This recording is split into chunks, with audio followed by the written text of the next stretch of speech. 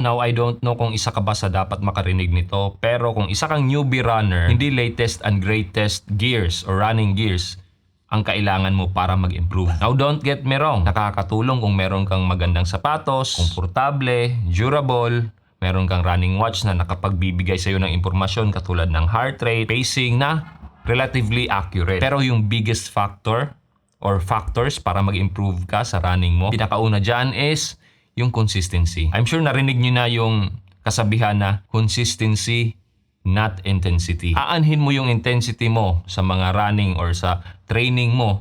Kunwari, yung sinabi ko yesterday na sumali or napasama ako sa relatively intense para sa fitness ko na takbuhan. Pero ang ending is that hindi ako tumakbo or hindi ako nag-training ng iilang araw after nun. Kasi nga, physically and mentally exhausted ako. Yun yung sinabi ko na kung beginner runner ka, you have to prioritize yung mga easy run lang.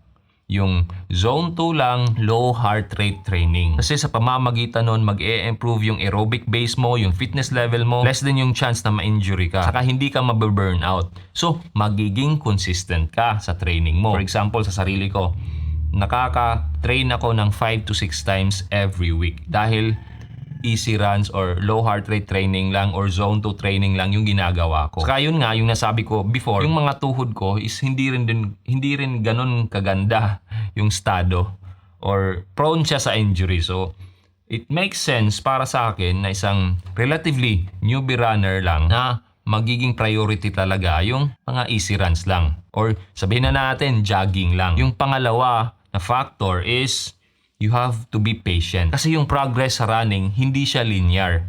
Hindi ka mag-e-expect na from 0, next week magiging 1, magiging 2 sa following week, tapos 3 sa next week, tapos 4. Hindi ganon. Magiging parang wave siya.